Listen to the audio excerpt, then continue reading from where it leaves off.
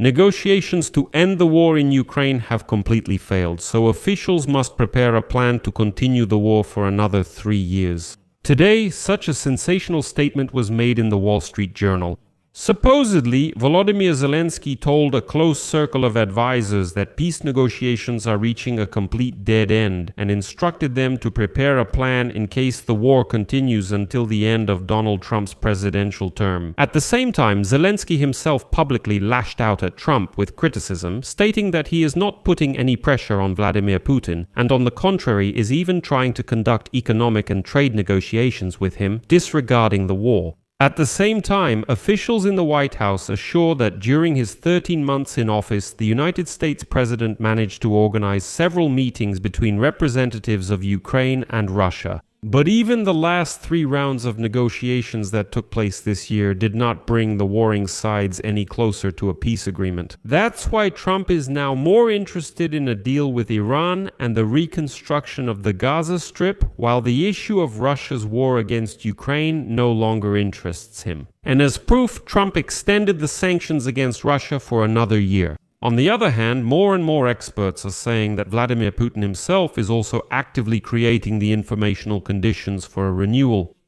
To find a certain path. October 10th to enclose in. And the Eastern Square one went. Like and leave your comment under this video and also subscribe to my Telegram channel Pechiy. The link to it is in the description of this video. So, the fact that the negotiations have once again reached a dead end is no longer disputed by anyone, but it remains unclear what to do next. And so, today, Wall Street Journal journalist Boyan Panchevsky, citing sources close to the Ukrainian president, stated that Zelensky has ordered the development of a military action plan for the next 3 years. Since the peace negotiations led by Donald Trump are finally reaching a dead end, here's a quote from Panchevsky. The statement about an imminent peace makes me most skeptical, because that meeting last week in Zelensky's private office changes everything. There he told his advisors that the negotiations had failed and that now they needed to develop a plan for another 3 years. And according to sources, Zelensky allegedly made a shocking statement last Thursday. On the eve of his visit to Munich for the International Security Conference, Zelensky urged people to prepare for a prolonged war. Moreover, as Panchevsky says, even the advisors to the president of Ukraine did not understand the reason for such a turnaround, a complete 180 degrees.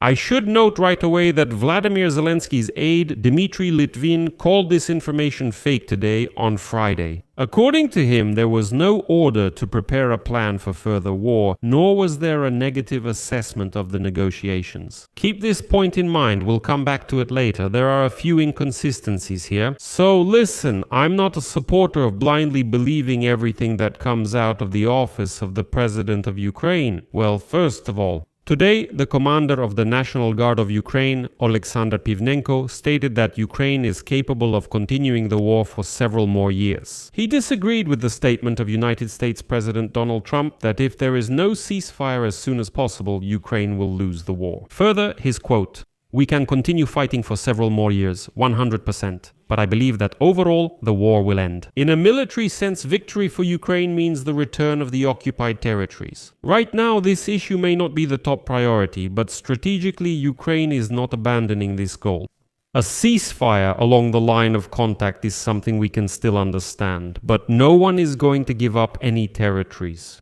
Everyone wants the war to end, but the main question for us is, at what cost? Or is it just a ceasefire? I think everyone will agree on that, and then we can reconsider further actions and agreements. But as for losing territory, let's put it this way. We are not going to give up anything, I'm sure of that. Secondly, a member of the Verkhovna Rada Committee on National Security, Defense and Intelligence, Fedor Venislavsky, stated that the Ministry of Defense of Ukraine is developing a draft law that would increase responsibility for evading mobilization. Next is his quote. It's about making life harder for those who evade their constitutional duty to defend Ukraine. It shouldn't be easier than for those who, for example, don't pay child support. Currently, stricter measures are applied to those who don't pay child support than to citizens who evade military conscription. Thirdly, Zelensky himself said in an interview with The Atlantic last week that he would rather continue fighting than accept a bad peace deal.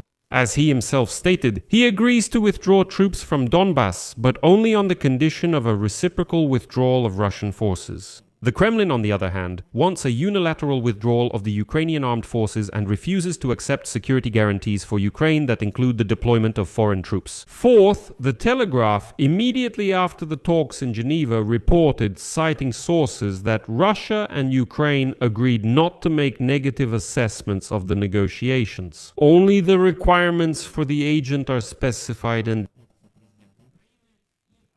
Zelensky's order about the plan for further warfare. But it should be admitted that the negotiations themselves ended without any progress on the key territorial issue in Europe, on the negotiation processes, with initial skepticism and the opinion that, according to the established order, everyone is talking about 3 years, meaning the time Donald Trump has left as President of the United States of America. So, again, hardly anyone believes anymore that Trump will be able to make a peace agreement. At the same time, according to a source from the Wall Street Journal, Donald Trump is losing interest in the peace settlement, which he promised to resolve in 1 day, but couldn't do even in 1 year. Now, Trump's attention has completely shifted to a deal or war with Iran and the issue of the Gaza Strip and his peace council. Well, in this light, Donald Trump today extended for another year the sanctions against Russia, imposed in connection with the annexation of Crimea, the war in Donbass, and the full-scale invasion of Ukraine.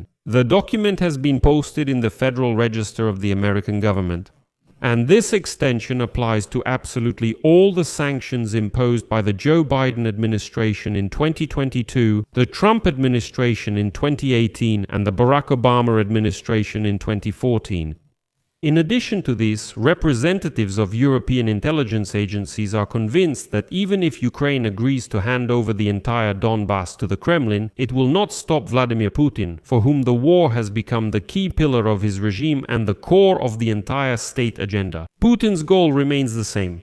And the European Intelligence Service states that removing Zelensky from power and turning Ukraine into a neutral buffer zone separating Russia from the West is the key goal of Putin. And now the Institute for the Study of War writes that Vladimir Putin is creating informational conditions for the resumption of a forced partial mobilization of reservists to replenish the losses suffered by the army in Ukraine. According to them, the preparation for a new partial mobilization is evidenced by laws adopted at the end of last year, which allow the Russian Ministry of Defense to use a 2 million mobilization reserve, as well as the fact that the influx of contract soldiers has stopped covering the losses at the front. According to Western intelligence estimates, in January the recruitment pipeline brought 9,000 fewer people to the Russian army than the generals lost on the battlefield. But the most interesting thing is what Putin has planned for the reservists, and here is a quote. Although the Russian authorities declared that reservists, that is, those who served in the army and signed a contract to remain in the reserve, would only be sent to guard critical facilities, the law provides for the possibility of using them outside of Russia. Moreover, since November, military enlistment offices in Russia have been conducting year-round conscription, and in December, Putin signed a law on training camps for reservists. By replenishing the army with contract soldiers, the Russian strategy of a war of attrition is holding, but the very possibility of this system is approaching exhaustion by 2026. The Kremlin's efforts to prepare Russian society for a new partial mobilization of reservists indicate that Putin is facing a tough choice. I'll leave it at that. Share your opinions and conclusions in the comments below this episode, subscribe to the channel, hit the bell, and don't forget to like if you found this episode interesting and useful. You can support the work of this YouTube channel financially through your donation or a paid subscription using the links and details in the description of this video. I would be grateful for any support from you. That's all for now. Take care of yourselves. Goodbye, everyone.